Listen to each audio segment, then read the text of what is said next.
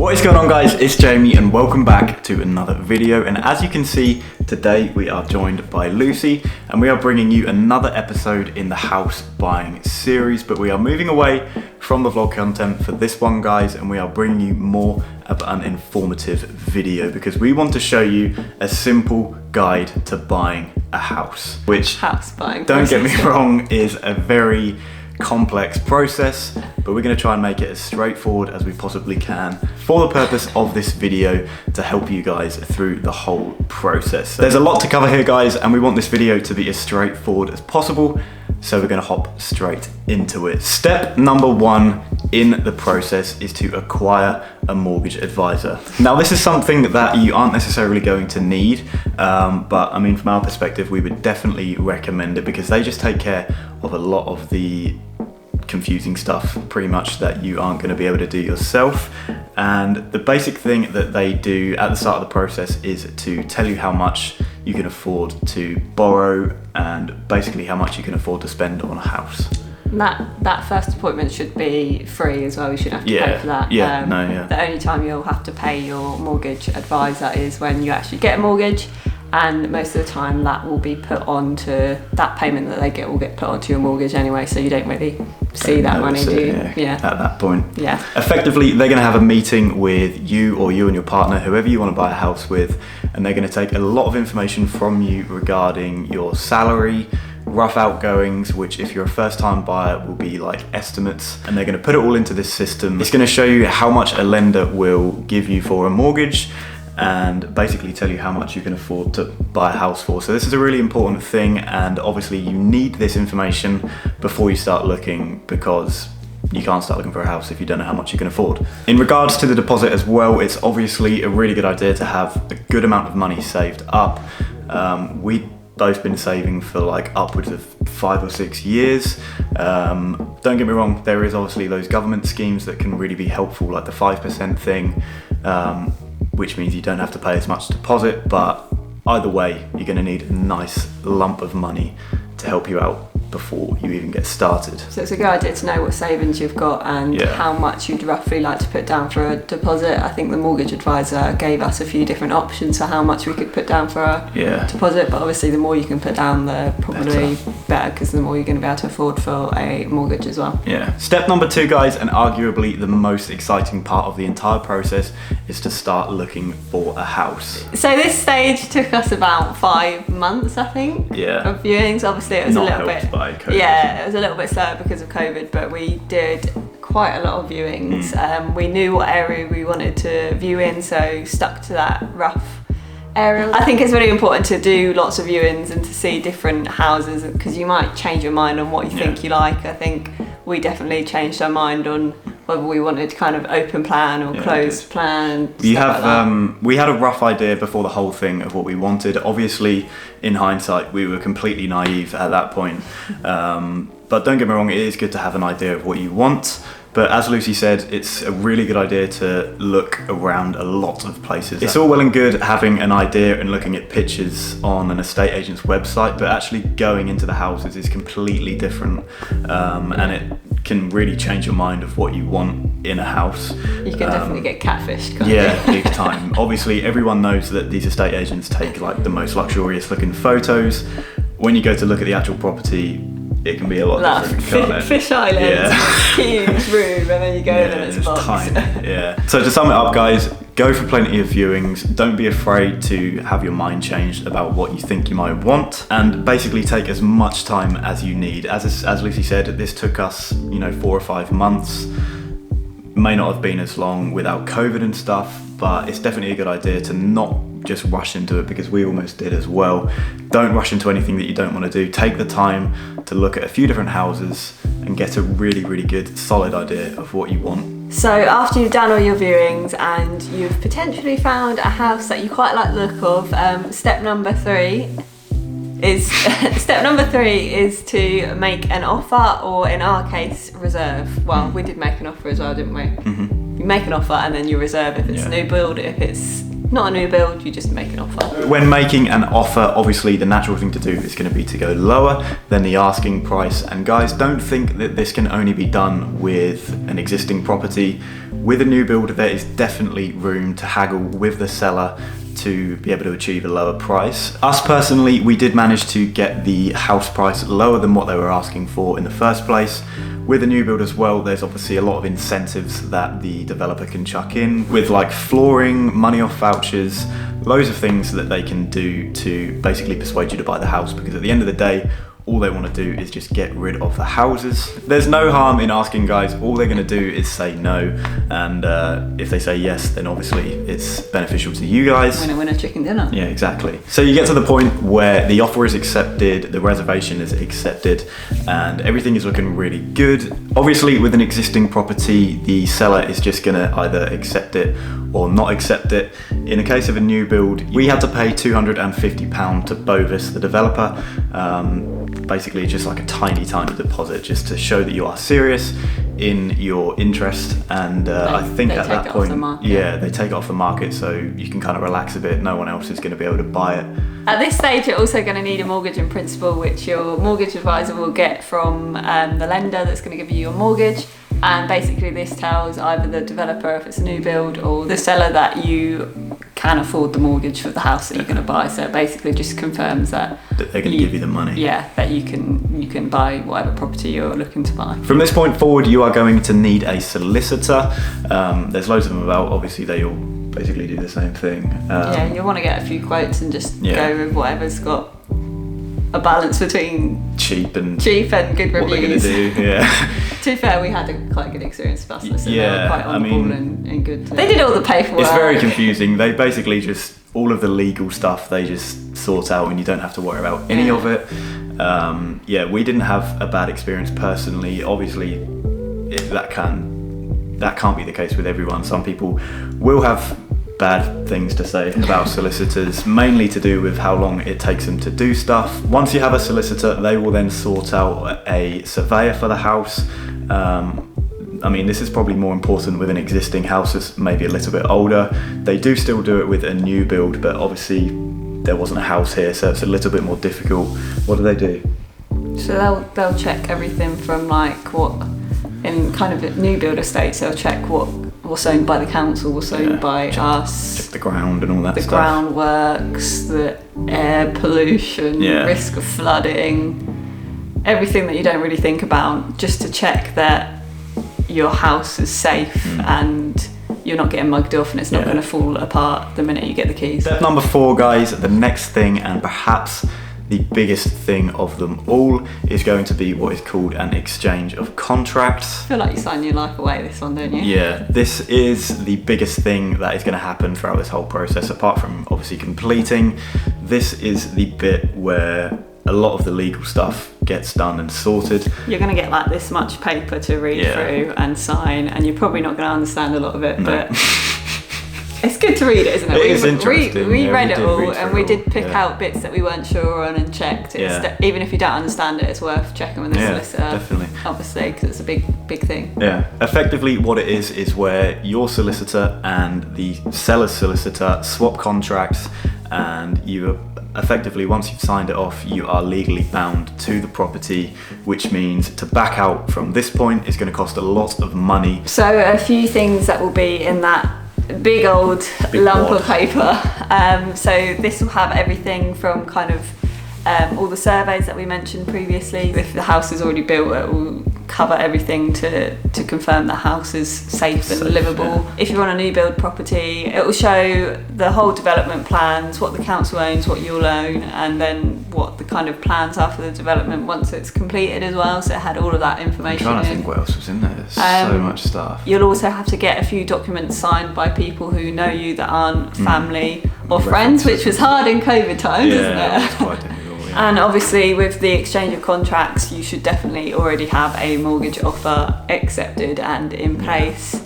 Your mortgage advisor will have sorted this if you have one. It's they basically send all the information to the lender, and they then give you an official mortgage offer to say that they're going to give you the money rather than an agreement in principle. It's more of an official way to show that you are actually going to be able to get the mortgage. So once you've exchanged contracts, if you're buying an existing property, you would pay off the whole deposit. In our case, with a new build, we only paid off a percentage of the deposit. They mainly do this because obviously the house isn't built yet, and the rest of it you will pay off when you complete. So obviously it was quite a scary part because that was the first time that we paid like a substantial sum of money out. I was terrified. I went into Barclays Bank like, hi, yeah, I need to and it didn't send work, a mortgage deposit. Yeah. I was terrified. This brings us on to step number 5. Now, if you're moving into an existing house, at this point you are effectively done with everything official, and all you need to do is wait for your completion date, which from the exchange of contracts with an existing property can be anything from a few weeks up to a few months. Obviously, factors that can affect this will be if you're in a chain and other people are having problems with their side of things. It can affect how long this is going to take. So the next section of the video, guys, is purely going to focus on the process for buying a new build, like was the situation with us. So if you are buying an existing house, skip ahead to step number 6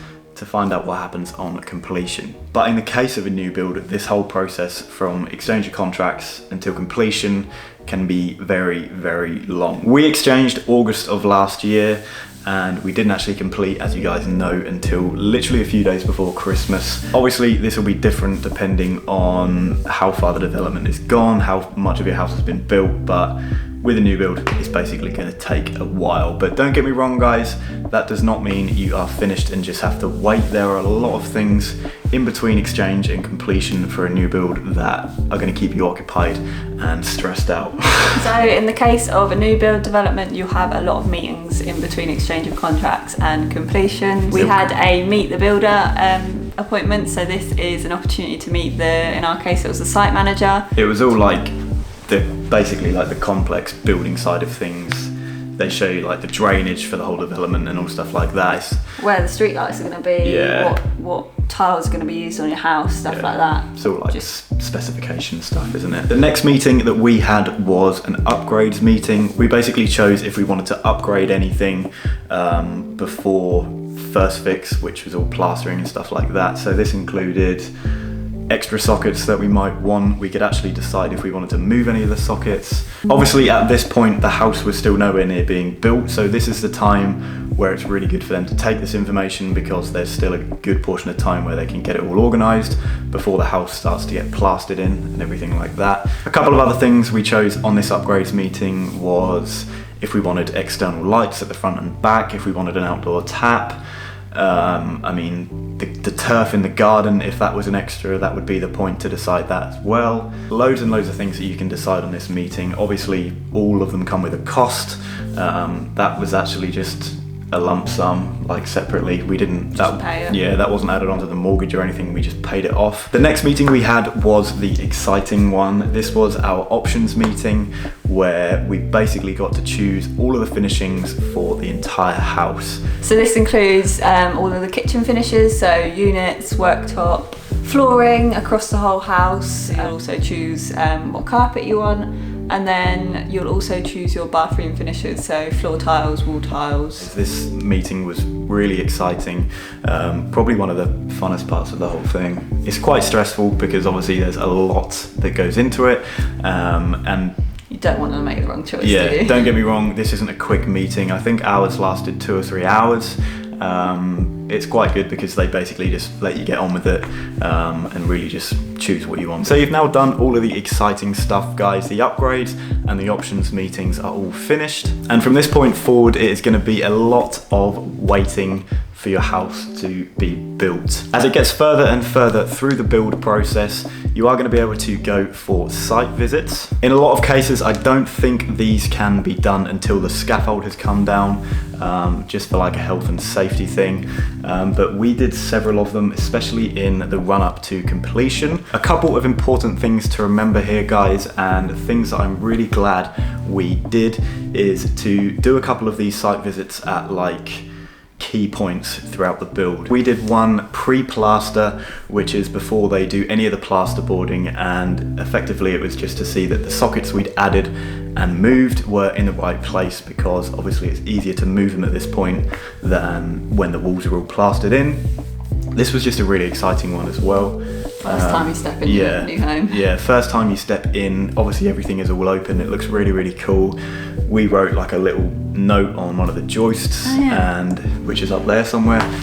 It's just a really exciting point. The second visit for us was when they had just about started to do like a mist coat and paint. We actually came in and Tyler was working upstairs. It was really, really cool to see. And it was actually lucky that we did come at that point, because we noticed that there was an issue with the tiling, wasn't it? Was that they just put some of the tiles in the wrong place in the main bathroom, so we were able to pick that up quite quickly. Also, and they could fix it. The shed, wasn't it? Yeah. The shed base was in the wrong place in the garden. So just to reiterate, guys, it's not just for your own enjoyment to go and see your house, but it's a really good idea to go for these site visits to pick up on any issues that there may be before it's too late to rectify them. So after that, we had a couple of weeks, and then in our case, everything happened really, really quickly. Well, it felt like it did anyway. And we ended up going for site visits almost every week, I think, for like a month. Obviously not helped by the fact that we'd spotted that issue. We kind of wanted to keep coming back in case there was any other issues.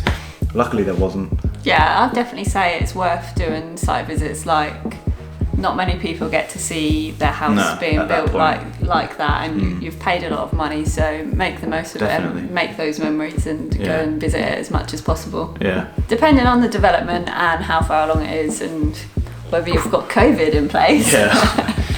It could take a few months to. I've seen people that have been waiting like years, over a year, for their house to be built. So it all depends on the certain situation. So the last site visit that you'll do is your home demo. This is normally a week or two before you complete.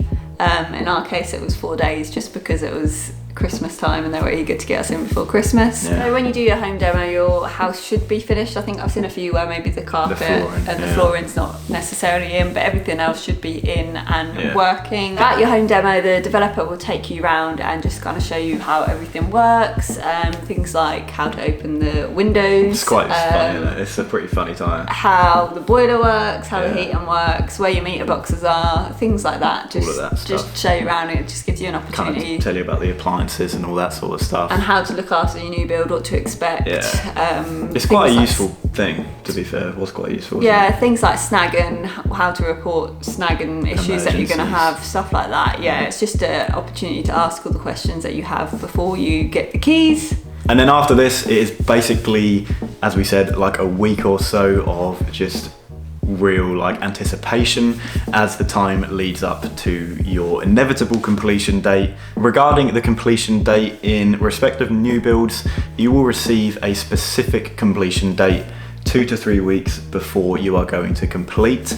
And this will be like an actual day. Don't get me wrong, obviously before this point you will know like a rough period of when you're going to complete. It's not just going to come out of the blue. With new builds, when you exchange contracts, you'll also agree a long stop date. So this is the last possible date that you can complete on, and if you don't complete by this time, then you can basically get compensation. Get compensation back from the developer, but hopefully you won't be in that situation. I think it's quite rare that happens. That's only going to be if you have like major problems. That's basically just to secure you if anything does go wrong with the development and the build. So during that 2 to 3 weeks when you know you're going to be able to complete, it's a really good idea to start looking at the official things like life insurance and home and contents insurance and all of that exciting stuff, because upon completion some lenders may well need this in order to release the funds. Once you know your completion date, you'll also, in the case of a new build, you'll have the remainder of your deposit that you need to send over to your developer. So a few days before your completion date, you'll need to send that money to your solicitor. So that money will be with your solicitors until your completion date, and on completion date, basically all that needs to happen is your solicitor needs to release the funds to the developer's solicitor, and once those funds have cleared, you're basically you're done. You can get the keys. It's a very like Tense day, yeah, thank you. It's really tense, like the whole day is just like anticipation upon waiting for the magic phone call where the developer rings you up and says that the funds have been released and they can now give you the keys to your brand new house. So of course all of this is in regards to a new build like our situation. With an existing house, things are probably going to be a little bit different. Probably pay the full deposit on exchange of contracts, and then it's just a case of you can skip all the middle bit and just wait for the keys. Respectively, that completion date is going to be very much the same as with a new build. You're going to get a call from the estate agent saying that they've received the funds, and you will then go down to the estate agents, get the keys, and the house is yours, just the same as we did with the developer here at Bovis. And that is going to be it. You are now in your new house. Congratulations! And then that is where the fun begins, which it definitely was, wasn't it? So on the completion day, the developer is going to give you a load of information. We got a big old folder with a ton of paperwork in it, mainly for instruction manuals for appliances, boiler information, blah, blah, blah. Loads of sets of keys for the front and back doors, and they will also tell you like emergency numbers if you have leaks or anything, God forbid that you do. And they will also give you information regarding the snagging process. I don't want to go into too much detail about our whole snagging process now, because I do want to do a video on that in the near future and run you guys through some of the issues that we had, because we did have some issues, didn't we? Yeah, it's expected in new builds. Yeah, as Lucy said, it's expected, but I do want to do a video on this, but they will basically tell you what happens with the snag. And in our case, we had what did they say? They called it a courtesy meeting after 2 weeks of living in the house. The site manager walks around the house with you and you just point out all the snags, basically. All the fuck ups they did. Yeah. As I said, I'm not going to go into too much detail about this now, because I'm going to do a video about the whole process more in detail for you guys. So stay tuned for that one, because as I said, we did have a few issues. But yeah, that is basically it. You're in your new house. Congratulations. High fives all round. Done the whole process, and you are now homeowners. So that is going to do it for this video, guys. We really hope that you found this one interesting and useful if you are in the position of buying a new house. Hopefully we have covered everything there. No doubt we have missed out a couple of things, because as I said, the whole process is just so complex and time consuming. If you do have any more questions, guys, please just don't be afraid to leave them down in the comments section. We will do our absolute best to answer them for you if you have any queries about the whole process.